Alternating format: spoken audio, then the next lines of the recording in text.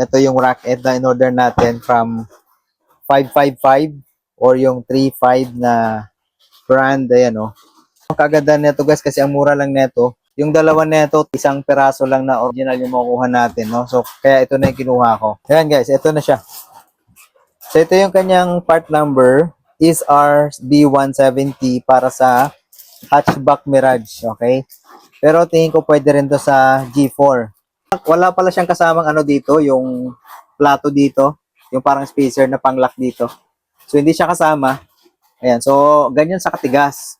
Ayan. Ang tigas talaga, tigas. Hindi siya lumalaglag, di ba? Yung mga ano kasi, pag assign na palitin na to, pag lumaglag na to, ibig sabihin, maluwag na yung space dito. So, yun yung sign nun. Pero pag wala pa namang tunog, mapapagtyagaan pa.